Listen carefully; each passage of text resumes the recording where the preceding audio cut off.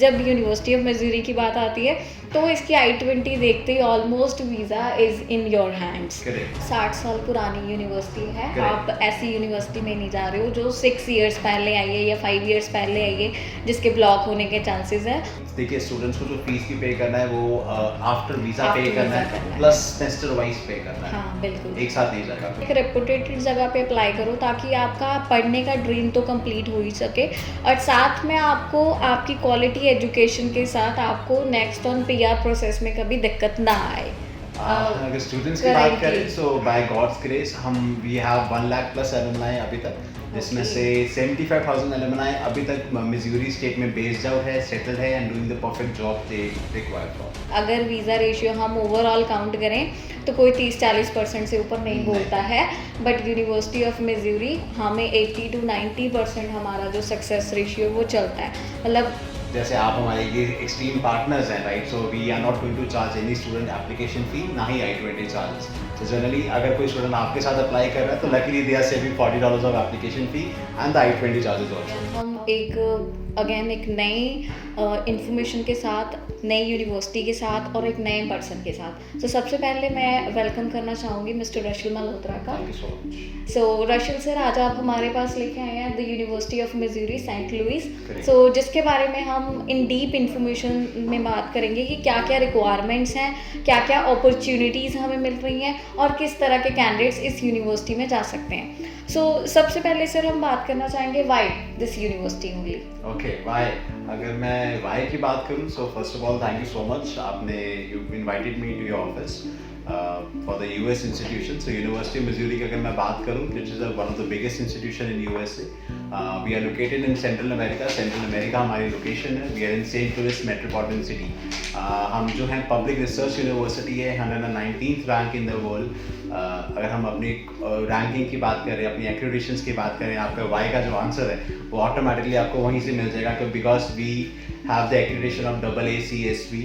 119th का rank है। We offer you courses for bachelors, masters and PhD।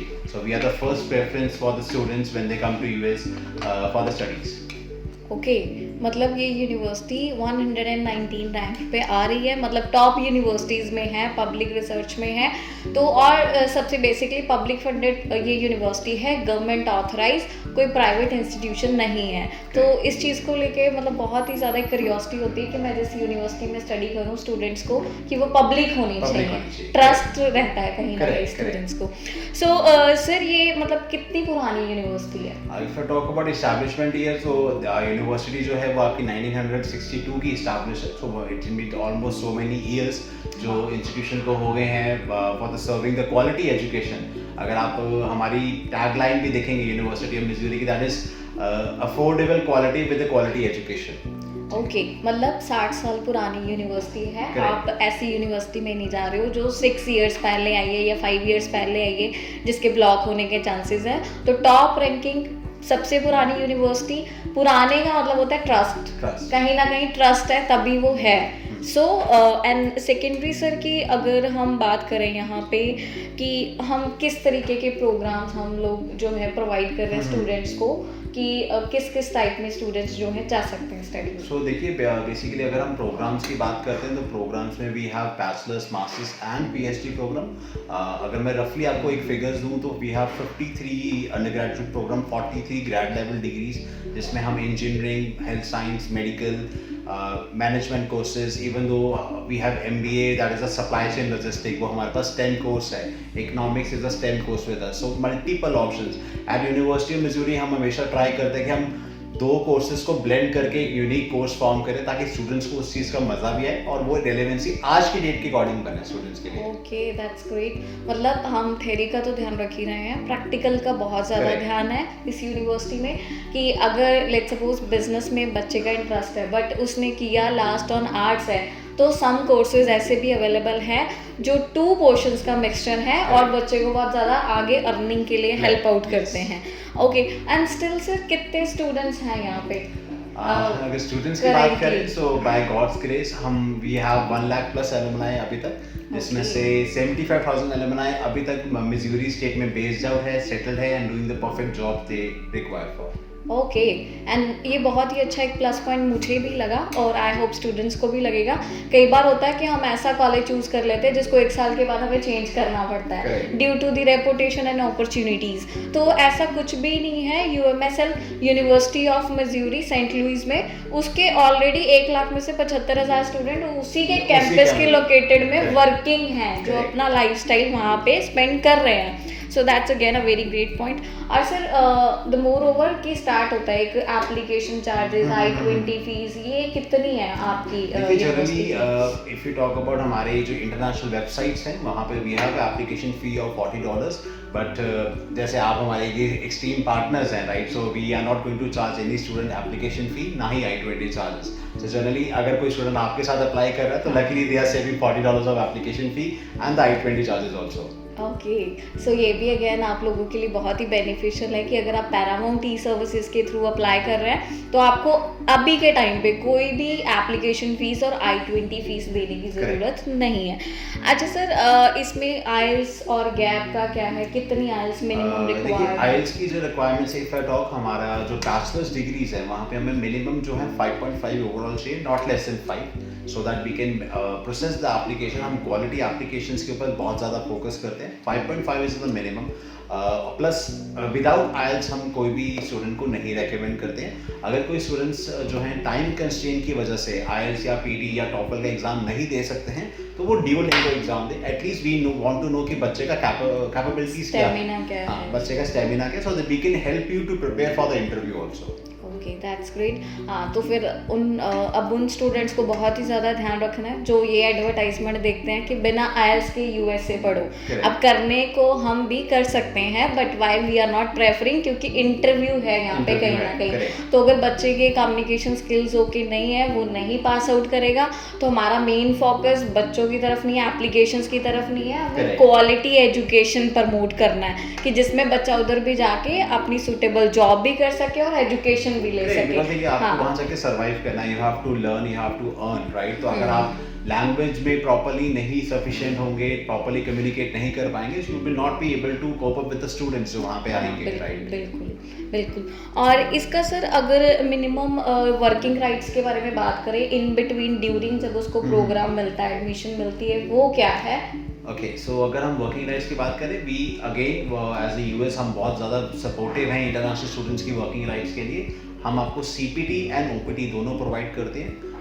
अगर मैं CPT की बात करूँ, that will be curriculum practical training. जब आप स्टडीज़ कर रहे हैं, जैसे मानिए अगर आप बैचलर्स के लिए गए हैं, 4 साल की डिग्री है, तो आपको 4 साल CPT मिलेगा, 20 आवर्स अ वीक आपको अलाउ किया जाएगा काम करने के लिए।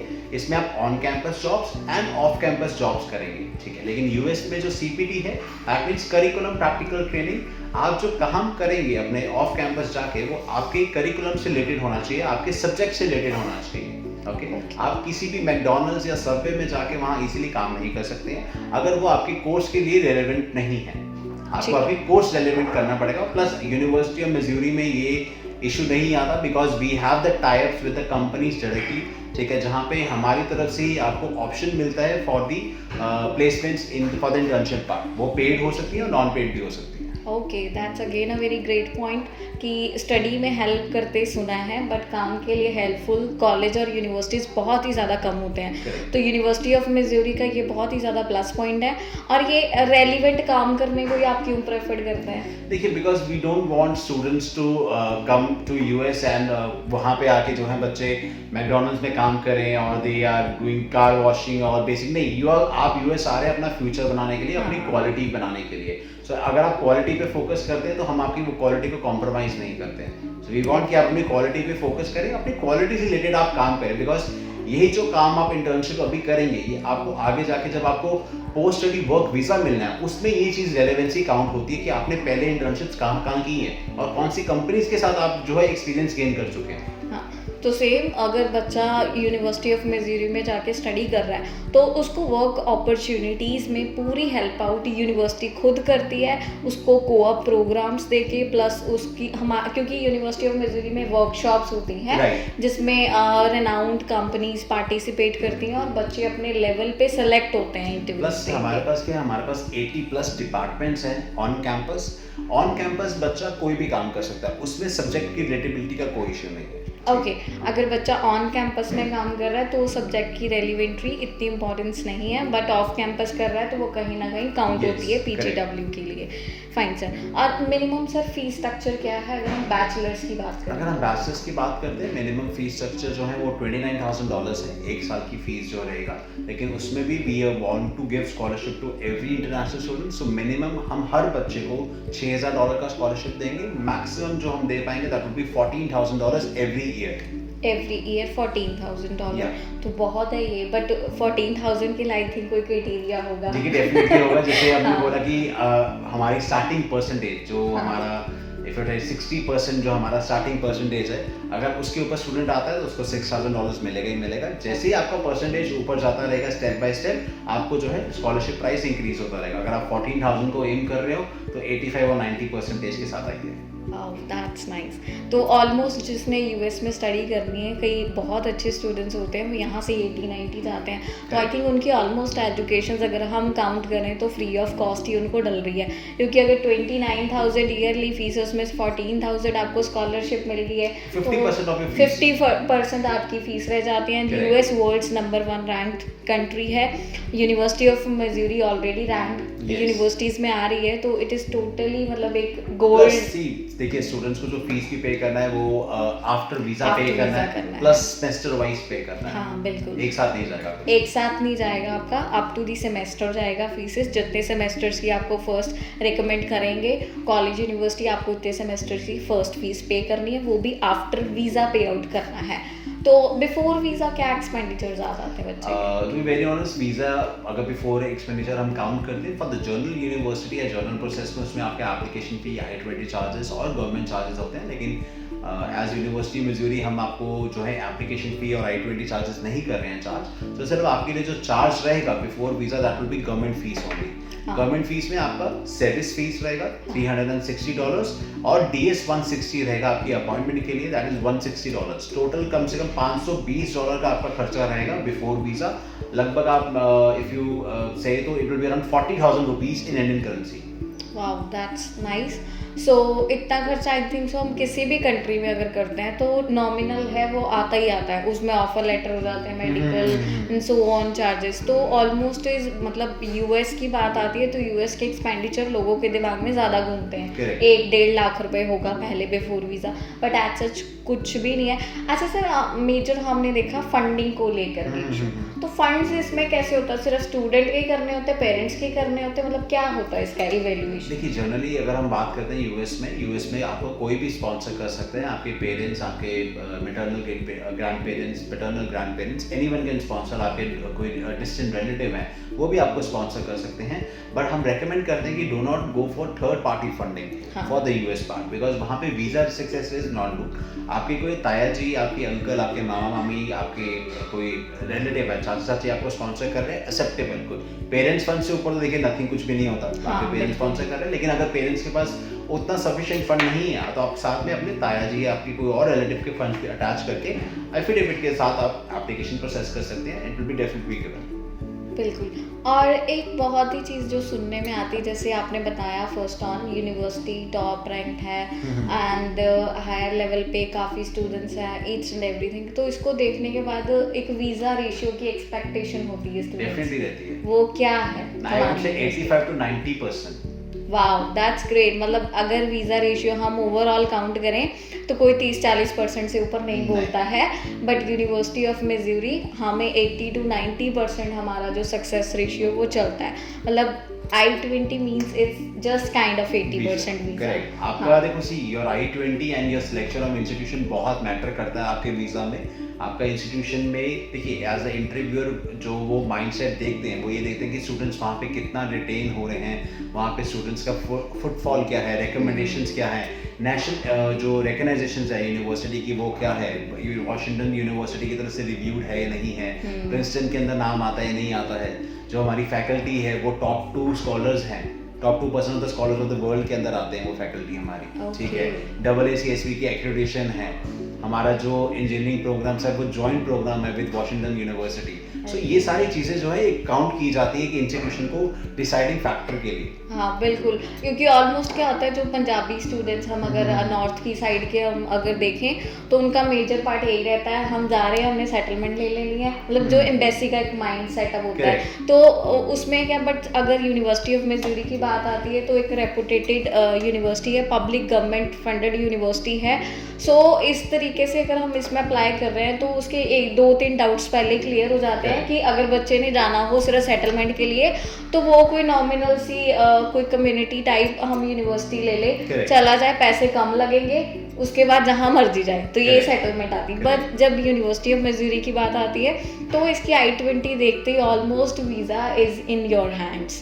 सो इस चीज़ को लेके ये बहुत ही ट्रस्टवर्दी यूनिवर्सिटी है, तो आई होप, और कुछ ज़्यादा रिक्वायरमेंट भी नहीं है। नहीं देखिए, ज़्यादा रिक्वायरमेंट नहीं। अगर मैं वीज़ा पॉइंट ऑफ व्यू से बात करूँ, आज की डेट में सिर्फ आपको आपकी नीड जस्टिफाई करनी आनी चाहिए। अगर आप अपनी नीड जस्टिफाई कर पा रहे हो, एक्सप्लेन कर पा रहे हो इंटरव्यूअर को कि आपने यूनिवर्सिटी को क्यों चूज़ किया है, आपको उसका क्या बेनिफिट हो सकता है, और आपने जो कोर्स कर रहे हो वो डाउन द लाइन जब आप 4 साल 5 साल बाद अपने को कहाँ देखते हैं और अपने को किस पोजीशन पे देखते हैं, वो है आप अगर आप एक्सप्लेन कर पा रहे हैं, आपके पास वीज़ा है। And hardly trust me, visa जो है आपका इंटरव्यू है, सॉरी, जो 2 मिनट या 3 मिनट से ज़्यादा का इंटरव्यू नहीं, and you have on the spot decision. बिल्कुल। सो आई होप जो स्टूडेंट्स अभी कनाडा से रिजेक्ट हो गए, ऑस्ट्रेलिया से या शेनिगन की किसी कंट्री से रिजेक्टेड है, उनके ओवरऑल 6 नॉट लेस देन 5.5, या जिनको आइल्स मतलब वो कर नहीं पा रहे, 5.5 पे हर बार रह जाते हैं, उन स्टूडेंट्स के लिए बहुत ही ज़्यादा बेस्ट अपॉर्चुनिटी है बैचलर्स मास्टर्स के लिए। और पीजी अपना जो है PGW इसमें अवेलेबल है, पोस्ट ग्रेजुएट डिप्लोमास भी हैं, मतलब एवरीथिंग इसमें अवेलेबल है with in full of support. कोई ज़्यादा एक्सटर्नल एक्सपेंसिव भी नहीं है, नॉमिनल कोर्सेज के अंदर आती है, और सेंट लुइस इसकी लोकेशन है। हमारी जो कैंपसेस हैं वो सेंट लुइस में है। देखिए, हमारा जो लोकेशन है सेंट्रल अमेरिका, मिसूरी हमारा स्टेट है, सेंट लुइस हमारी सिटी है। हमारा एक ही कैंपस है सेंट लुइस में, that is 470 acres off campus, a very very big campus. हाँ बिल्कुल, तो इस वजह से क्या, एक रेपुटेटेड जगह पे अप्लाई करो ताकि आपका पढ़ने का ड्रीम तो कंप्लीट हो ही सके, और साथ में आपको आपकी क्वालिटी एजुकेशन के साथ आपको नेक्स्ट ऑन PR प्रोसेस में कभी दिक्कत ना आए। So thank you so much sir. I hope ये जो सेशन रहेगा ये बहुत ही ज़्यादा इन्फॉर्मेटिव होगा सबके लिए। सो अगर आपको ये इन्फॉर्मेटिव लगता भी है तो आप इसको शेयर एंड कमेंट ज़रूर कर देना। Thank you. आप कुछ और कहना चाहेंगे? नहीं, बिफोर हम एंड अप करें, हम वेट करेंगे कि आपकी क्वेरीज, आपकी एप्लीकेशन जो है पैरागॉन की तरफ आए, प्लस UMS लीग में आप रजिस्टर करें अपने आप को। यू विल ऑटोमेटिकली आप फील करेंगे एक डिफरेंस क्वालिटी ऑफ एजुकेशन का and quality of life style का। आई होप आप सबके करियर्स अच्छे जाए। Hoping for the best. Thank you. Have a good day. Thank you so much.